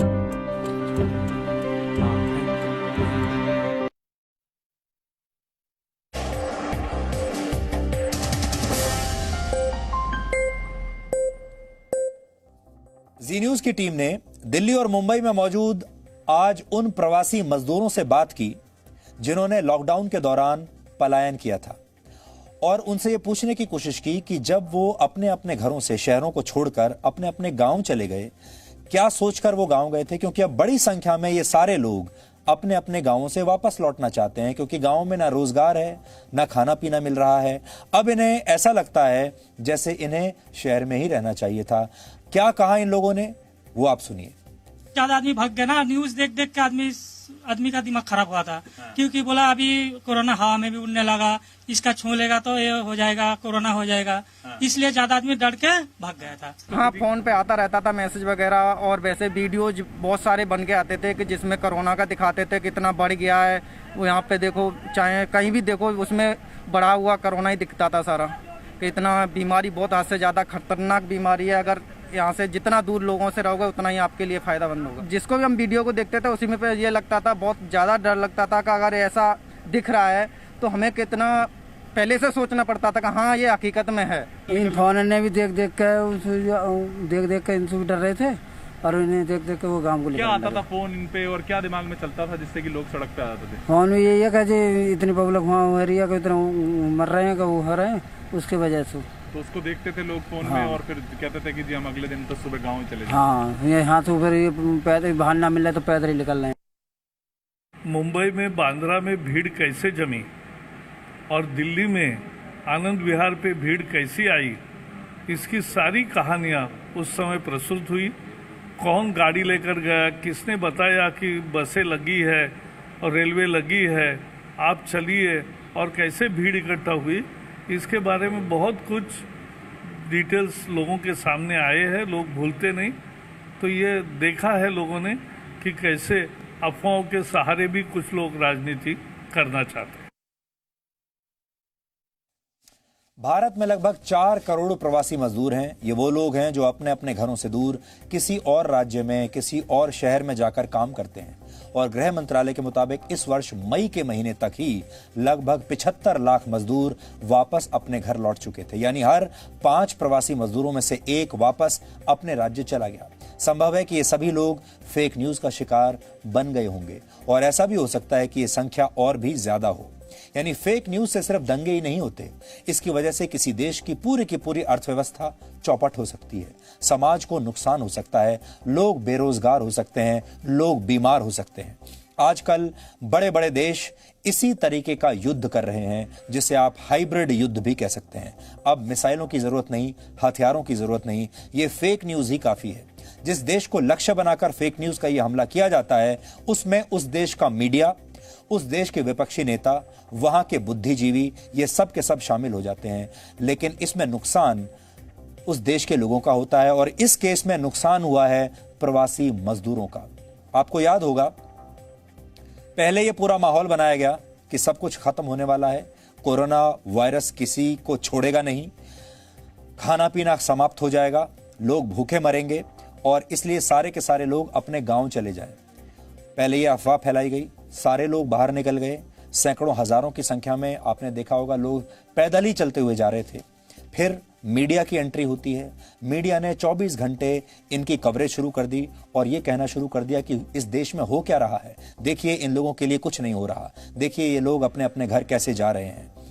उसके बाद हमारे देश के विपक्षी नेताओं ने इस पर सवाल खड़े करने शुरू कर दिए, न्यूज चैनल्स पर इसे लेकर डिबेट होने लगे, और फिर इन प्रवासी मजदूरों को लेकर राजनीति होने लगी। और जिसने भी ये फेक न्यूज भारत में फैलाई, उसका मकसद पूरा हो गया। फेक न्यूज हिंदू और मुसलमान में भेद नहीं करता, ये सबको समान रूप से प्रभावित करता है, जैसे कि इस केस में उसने सारे प्रवासी मजदूरों को प्रभावित किया है। फेक न्यूज से सिर्फ दंगे नहीं फैलते, बल्कि 2 देशों के बीच युद्ध जैसे हालात भी कई बार पैदा हो सकते हैं। उदाहरण के जरिए आपको समझाते हैं। इस महीने की 4 तारीख को सोशल मीडिया पर एक अफवाह फैल गई, जिसमें यह कहा गया कि चीन के एक फाइटर जेट सुखोई 35 को मार गिराने का दावा किया गया। इस फाइटर जेट को Su-35 कहा जाता है, और यह बताया गया कि चीन का ये Su-35 फाइटर जेट ताइवान की सीमा में घुस रहा था, और ताइवान के एयर डिफेंस सिस्टम ने इसे मार गिराया। यानी ताइवान ने चीन के एक फाइटर जेट को मार गिराया। इस दावे के साथ 15 सेकंड का ये फेक वीडियो भी शेयर किया गया, जो इस समय आपकी स्क्रीन पर है। ये फेक न्यूज कुछ ही घंटों में दुनिया भर में फैल गई। सुखोई 35 दुनिया के सबसे तेज उड़ने वाले फाइटर जेट्स में से एक है, लेकिन अफवाह इस प्लेन की स्पीड से भी ज्यादा तेजी से फैली। और आपको हैरानी होगी कि हमारे देश में, भारत में, यह खबर ट्विटर पर नंबर 1 पर ट्रेंड कर रही थी। उस दिन ये जो खबर हम आपको आज दिखा रहे हैं, ये खबर भारत में उस दिन ट्विटर पर, सोशल मीडिया पर नंबर 1 पर ट्रेंड कर रही थी। और भारत के ही कई न्यूज चैनल्स तो ऐसे भी हैं जिन्होंने इस फेक न्यूज को दिखा भी दिया। भारत के कई न्यूज चैनल्स ने ब्रेकिंग न्यूज चला दी, अपने संवाददाता से बात भी कर ली, और संवाददाता ने पुष्टि भी कर दी खड़े होकर कि हां ऐसा हुआ है, जबकि ऐसा हुआ ही नहीं था। और ना तो चीन ने इसकी पुष्टि की थी और ना ही ताइवान ने इसकी पुष्टि की।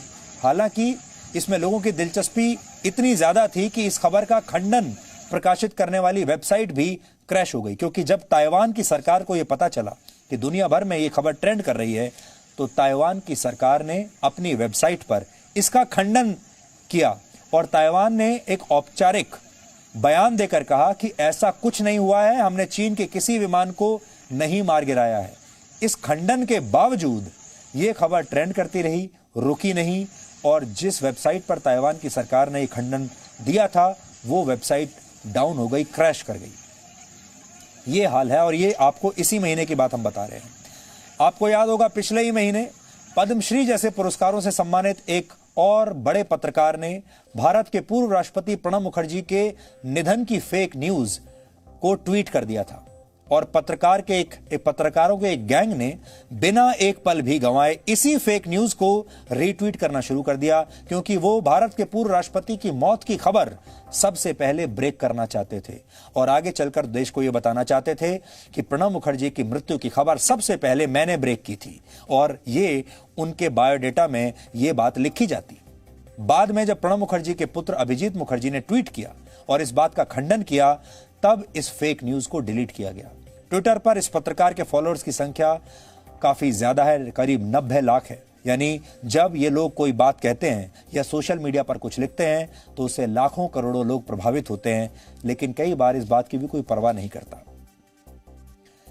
आपको याद होगा, इसी तरह हमारे देश में कई संगठनों ने, कई वेबसाइट्स ने, पत्रकारों ने CAA यानी नए नागरिकता संशोधन कानून का विरोध किया था। कई जगहों पर लोगों ने धरना प्रदर्शन किया, लेकिन इसके खिलाफ देश में एक माहौल बनाने में फेक न्यूज का सहारा लिया गया। एक खास समुदाय के मन में यह डर बैठाया गया कि उनकी नागरिकता छीन ली जाएगी। आपको याद होगा, ये सारे एक वर्ग ऐसा था जो कहता था कि हमारी नागरिकता छीन जाएगी इससे। हालांकि सच्चाई यह है कि यह नागरिकता छीनने का कानून नहीं है, बल्कि देने का कानून है। भारत के पड़ोसी देशों से आने वाले अल्पसंख्यकों को नागरिकता देने का यह कानून था, लेकिन इस पर भी फेक न्यूज फैलाई गई और उसकी वजह से दिल्ली में दंगे हुए। इसी तरह 24 मार्च 2020 को प्रधानमंत्री मोदी ने 25 मार्च से लॉकडाउन शुरू होने की घोषणा की थी। इसके तुरंत बाद दुकानों के बाहर खरीदारी के लिए लोगों की भीड़ जमा हो गई। तब फेक न्यूज में यह कहा गया कि लोगों को राशन का सामान आगे चलकर नहीं मिलेगा, इसलिए आज ही सब कुछ ले लीजिए।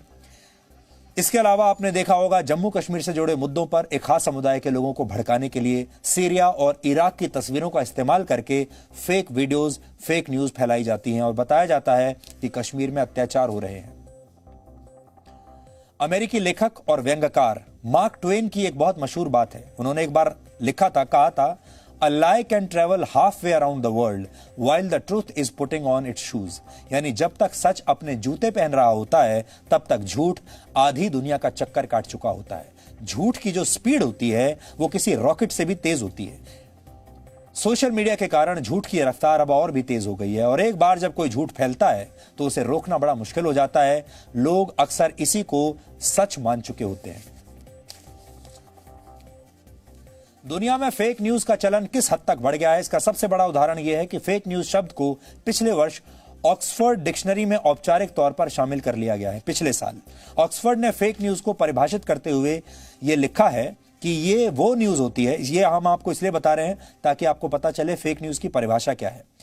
परिभाषा यह है कि ये वो न्यूज होती है जिसमें गलत, झूठी और भ्रामक जानकारियां शामिल होती हैं। ऑक्सफोर्ड डिक्शनरी के मुताबिक इस शब्द का इस्तेमाल पहली बार वर्ष 1890 में किया गया था।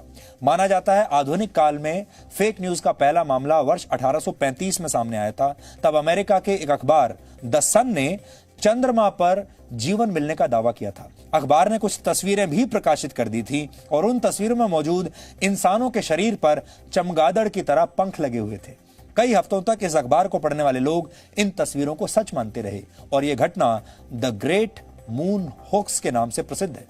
हालांकि इस फेक न्यूज की वजह से तब द सन अखबार का सर्कुलेशन बहुत बढ़ गया था। ठीक वैसे ही जैसे आज के संदर्भ में आप कहें कि फेक न्यूज दिखाई तो न्यूज चैनल्स की टीआरपी बढ़ जाती है। शायद विश्व की पहली और सबसे बड़ी फेक न्यूज महाभारत काल से जुड़ी है, यानी उस जमाने में भी फेक न्यूज चलती थी। महाभारत के युद्ध में अश्वत्थामा और उनके पिता द्रोणाचार्य ने पांडवों की सेना को तितर बितर कर दिया था। पांडवों के लिए पिता और पुत्र की जोड़ी को रोकना मुश्किल हो गया था, लेकिन इसे रोकना जरूरी था। पांडवों की सेना की हार देखकर श्री कृष्ण ने युधिष्ठिर से कूटनीति का सहारा लेने को कहा। इस योजना के तहत यह बात फैला दी गई कि अश्वत्थामा मारा गया। सिर्फ इतना कहा गया, अश्वत्थामा मारा गया। जब गुरु द्रोणाचार्य ने धर्मराज युधिष्ठिर से अश्वत्थामा की सत्यता जाननी चाहिए, यानी इस खबर की पुष्टि जाननी चाहिए, तो उन्होंने जवाब दिया, अश्वत्थामा मारा गया परंतु हाथी। लेकिन उन्होंने बड़े धीमे स्वर में परंतु हाथी कहा, यानी जब परंतु हाथी कहा तब अपना स्वर बहुत धीमा कर लिया, जिसकी वजह से वो इसको सुन ही नहीं पाए। योजना के तहत श्री कृष्ण ने उसी समय शंखनाद कर दिया, जिसके शोर से गुरु द्रोणाचार्य आखिरी शब्द परंतु हाथी सुन ही नहीं पाए। पांडवों ने जानबूझकर युधिष्ठिर को चुना क्योंकि वो जानते थे कि युधिष्ठिर की छवि बहुत अच्छी है, उनकी बात पर द्रोणाचार्य जरूर भरोसा कर लेंगे। युधिष्ठिर सबसे विश्वसनीय चेहरा थे। तो आज के जमाने में अगर आप सोचें कोई बहुत विश्वसनीय चेहरा है, कोई विश्वसनीय व्यक्ति है और वो आपको फेक न्यूज दे दे या गलत खबर बता दे तो शायद आप मान ही जाएंगे। ऐसा ही तब हुआ था। अपने पुत्र अश्वत्थामा की मृत्यु का समाचार सुनकर द्रोणाचार्य ने अपने शस्त्र त्याग दिए और युद्ध भूमि में आंखें बंद कर शोक अवस्था में बैठ गए। गुरु द्रोणाचार्य को निहत्था पाकर द्रौपदी के भाई ने तलवार से उनका सिर काट दिया। इसके बाद पांडवों की जीत होने लगी। हालांकि आज भी कुछ लोग कृष्ण और युधिष्ठिर की फेक न्यूज वाली इस कूटनीति पर सवाल उठाते हैं, लेकिन हमें लगता है कि कलयुग में फैलाई जा रही फेक न्यूज कहीं ज्यादा खतरनाक है। ये एक उदाहरण के जरिए हमने आपको समझाने की कोशिश की है। फेक न्यूज कितनी खतरनाक होती है, इस बात का अंदाजा आप लगा सकते हैं कि इसे अब मानव सभ्यता के लिए सबसे बड़े खतरों में गिना जाता है।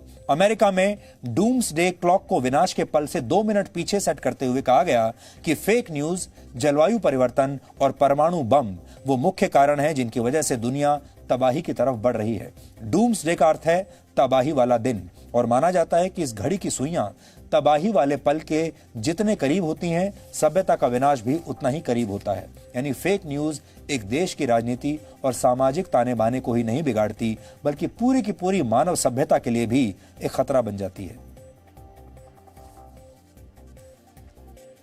तो फेक न्यूज के खतरे क्या हैं, आज हमने आपको बताने की ये कोशिश की है।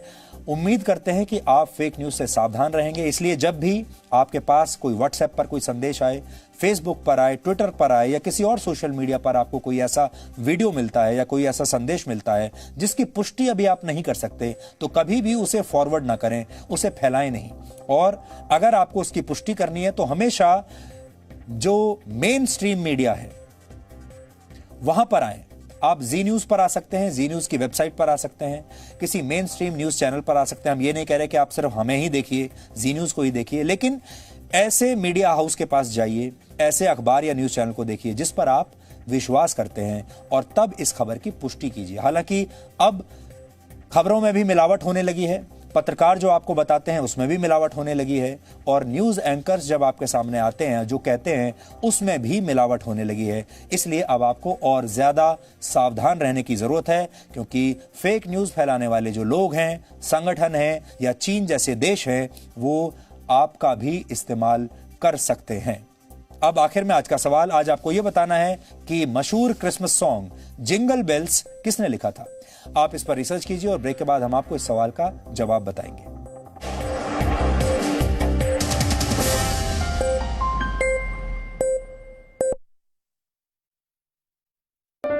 पहला कदम ही सफलता की सीढ़ी बनता है। Yes, I know. How can I forget that? अरे दिव्या, कितना टाइम लगेगा यार? मम्मा मेरा होमवर्क। अरे बहू, पूजा की थाली। परिवार की आशाएं बेड़ियां बनेंगी या पंख, चुनना आपको है।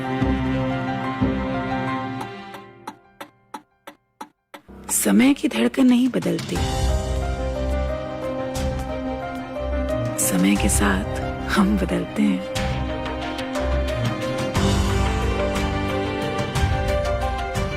क्योंकि जब अपने संस्कारों के लिए सम्मान हो तो दुनिया झुकती है।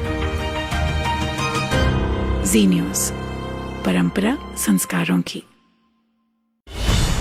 सत्ता के लालच में जब नेता सच पर सवाल उठाने लगे, काले को सफेद बताकर हकीकत देश से छिपाने लगे, तब जरूरी है सच के साथ हर खबर को देश हित में देश के सामने रखना।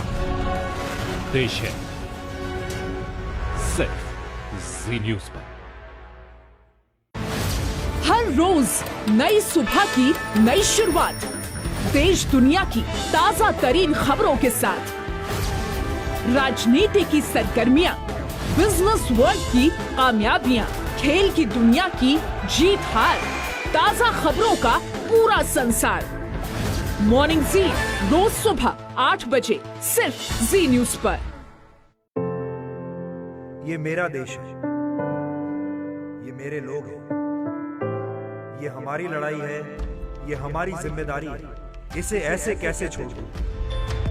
क्योंकि जब आप मुस्कुराते हैं तो मैं मुस्कुराता हूं। जब आपका दिन अच्छा गुजरता है तो मैं भी सुकून से सोता हूं। नमस्कार, मैं हूं सुधीर चौधरी और डीएनए में आपका स्वागत है।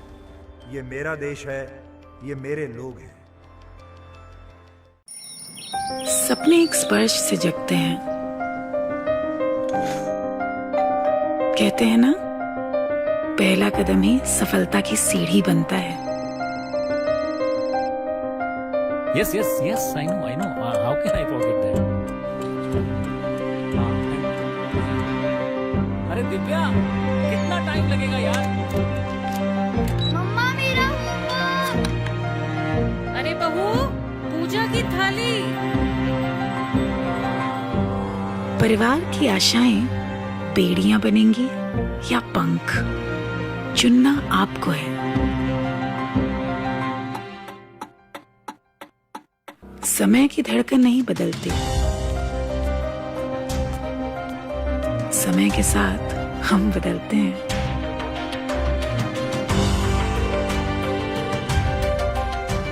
क्योंकि जब अपने संस्कारों के लिए सम्मान हो तो दुनिया झुकती है। जी न्यूज, परंपरा संस्कारों की।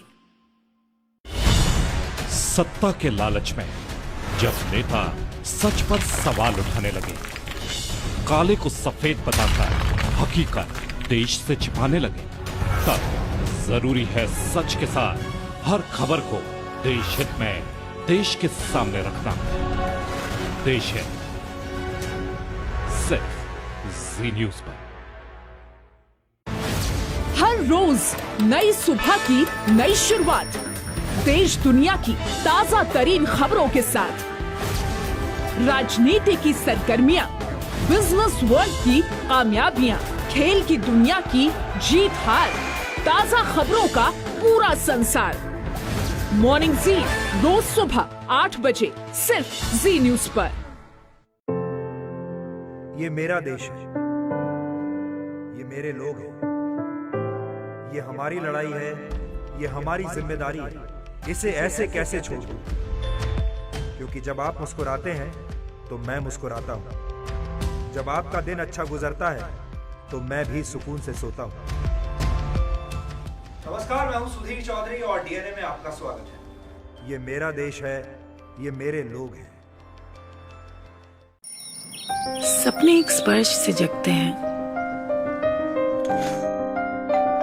कहते हैं ना, पहला कदम ही सफलता की सीढ़ी बनता है। Yes, I know. How can I forget that? अरे दिव्या, कितना टाइम लगेगा यार? मम्मा मेरा होमवर्क। अरे बहू, पूजा की थाली। परिवार की आशाएं बेड़ियां बनेंगी या पंख, चुनना आपको है। समय की धड़कन नहीं बदलती, समय के साथ हम बदलते हैं।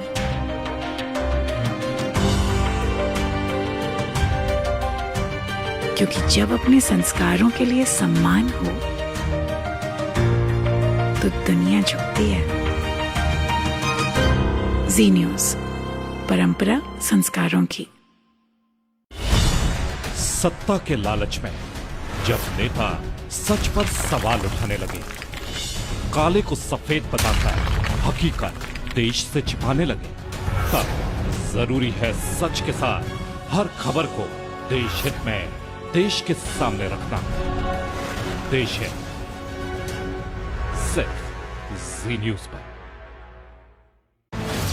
हर रोज नई सुबह की नई शुरुआत, देश दुनिया की ताजा तरीन खबरों के साथ, राजनीति की सरगर्मियां, बिजनेस वर्ल्ड की कामयाबियां, खेल की दुनिया की जीत हार, ताजा खबरों का पूरा संसार। मॉर्निंग जी रोज सुबह 8 बजे सिर्फ जी न्यूज पर। ये मेरा देश है, ये मेरे लोग हैं, ये हमारी लड़ाई है, ये हमारी जिम्मेदारी है। इसे ऐसे कैसे छोड़ दूं? क्योंकि जब आप मुस्कुराते हैं तो मैं मुस्कुराता हूं। जब आपका दिन अच्छा गुजरता है तो मैं भी सुकून से सोता हूं। नमस्कार, मैं हूं सुधीर चौधरी और डीएनए में आपका स्वागत है। ये मेरा देश है, ये मेरे लोग हैं। सपने एक स्पर्श से जगते हैं। कहते हैं ना, पहला कदम ही सफलता की सीढ़ी बनता है। Yes, yes, yes. I know. How can I forget that? अरे दिव्या, कितना टाइम लगेगा यार? मम्मा मेरा होमवर्क। अरे बहू, पूजा की थाली। परिवार की आशाएं बेड़ियां बनेंगी या पंख, चुनना आपको है। समय की धड़कन नहीं बदलती, समय के साथ हम बदलते हैं।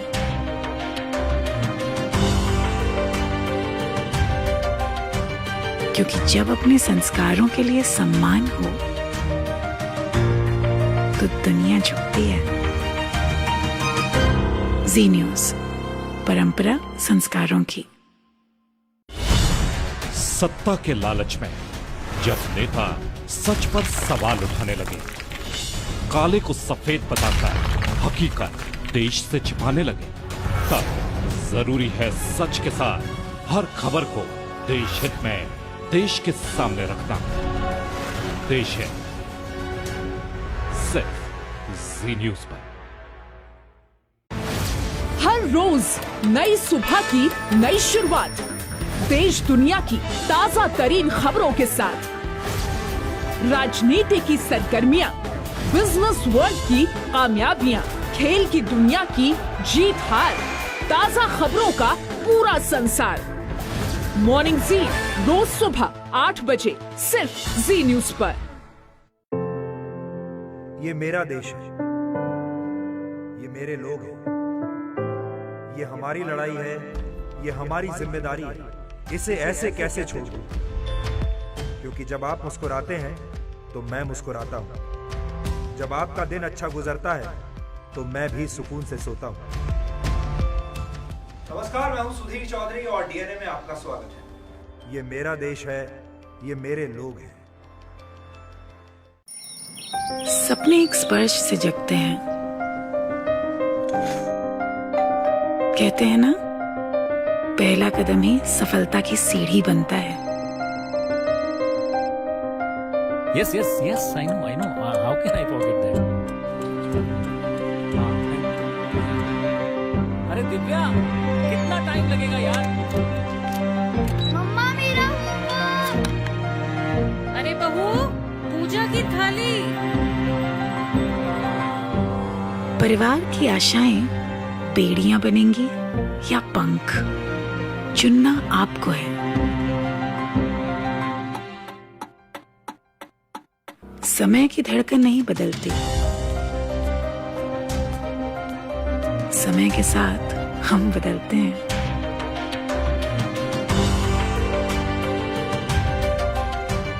क्योंकि जब अपने संस्कारों के लिए सम्मान हो तो दुनिया झुकती है।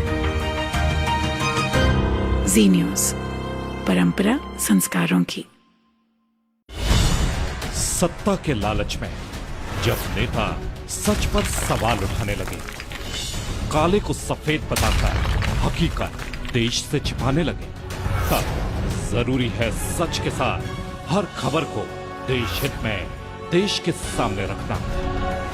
देश है सिर्फ जी न्यूज पर। हर रोज नई सुबह की नई शुरुआत, देश दुनिया की ताजा तरीन खबरों के साथ, राजनीति की सरगर्मियां, बिजनेस वर्ल्ड की कामयाबियां, खेल की दुनिया की जीत हार, ताजा खबरों का पूरा संसार। मॉर्निंग जी रोज सुबह 8 बजे सिर्फ जी न्यूज पर। ये मेरा देश है, ये मेरे लोग हैं, ये हमारी लड़ाई है, ये हमारी जिम्मेदारी है। इसे ऐसे कैसे छोड़ दूं? क्योंकि जब आप मुस्कुराते हैं तो मैं मुस्कुराता हूं। जब आपका दिन अच्छा गुजरता है तो मैं भी सुकून से सोता हूं। नमस्कार, मैं हूं सुधीर चौधरी और डीएनए में आपका स्वागत है। ये मेरा देश है, ये मेरे लोग हैं। सपने एक स्पर्श से जगते हैं। कहते हैं ना, पहला कदम ही सफलता की सीढ़ी बनता है। Yes, yes, yes. I know. How can I forget that? अरे दिव्या, कितना टाइम लगेगा यार? मम्मा मेरा होमवर्क। अरे बहू, पूजा की थाली। परिवार की आशाएं बेड़ियां बनेंगी या पंख, चुनना आपको है। समय की धड़कन नहीं बदलती, समय के साथ हम बदलते हैं।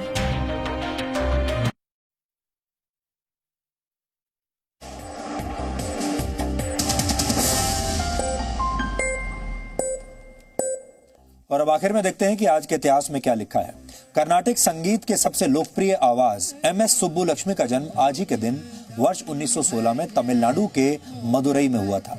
उन्होंने सिर्फ 10 वर्ष की उम्र में अपना पहला एल्बम रिकॉर्ड किया था। सुब्बुलक्ष्मी ने कन्नड़ के अलावा तमिल, मलयालम, तेलुगु, हिंदी, संस्कृत, बंगाली और गुजराती में भी भजन और गीत गाए। महात्मा गांधी उन्हें आधुनिक दौर की मीरा कहते थे।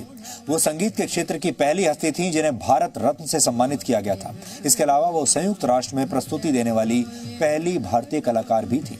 वर्ष 1966 में उनके इस कार्यक्रम के बारे में न्यूयॉर्क टाइम्स ने लिखा था कि पश्चिम के श्रोताओं के लिए सुब्बुलक्ष्मी के शब्द नहीं बल्कि उनका मधुर स्वर ज्यादा महत्वपूर्ण है। वर्ष 1932 में आज ही के दिन ब्रिटिश चिकित्सक डॉक्टर रोनाल्ड रॉस का निधन हुआ था। उन्होंने अपने शोध से पहली बार पूरी दुनिया को यह बताया था कि मलेरिया मच्छरों के काटने से फैलता है। उन्होंने मलेरिया से लड़ने के तरीकों की खोज भी की थी। डॉक्टर रोनाल्ड रॉस का जन्म असल में उत्तराखंड के अल्मोड़ा में हुआ था। उनके पिता ब्रिटिश इंडियन आर्मी में एक बड़े अफसर थे। उन्होंने 25 वर्षों तक इंडियन मेडिकल सर्विस में काम भी किया था और इंडियन मेडिकल सर्विस भारत में ब्रिटिश राज के दौरान चलने वाली एक मिलिट्री मेडिकल सर्विस हुआ करती थी। वर्ष 1902 में उन्हें चिकित्सा के नोबेल पुरस्कार से भी सम्मानित किया गया था। वर्ष 1959 में आज ही के दिन दुनिया की पहली सफल फोटोकॉपी मशीन जेरोक्स 914 दुनिया के सामने आई थी। इसके आविष्कारक चेस्टर कार्लसन ने न्यूयॉर्क में आयोजित एक लाइव टीवी शो में इस मशीन का प्रदर्शन करके दिखाया था। जेरोक्स 914 फोटोकॉपी मशीन को अपना नाम जेरोग्राफी नाम की तकनीक से मिला था, जिसका मतलब होता है बिजली की मदद से इमेजेस यानी तस्वीर बनाने की प्रक्रिया। और क्रिसमस के दौरान गाई जाने वाली सबसे लोकप्रिय धुन जिंगल बेल्स को आज के दिन वर्ष 1857 में कॉपीराइट किया गया था।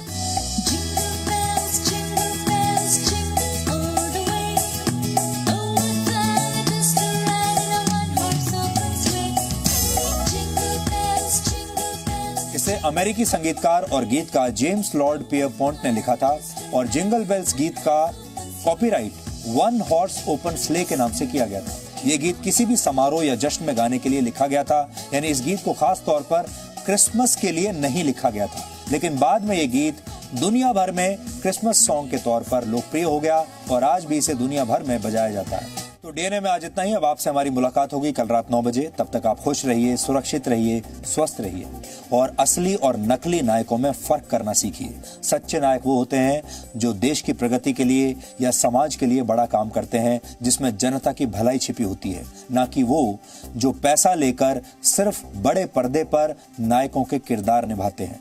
नमस्कार।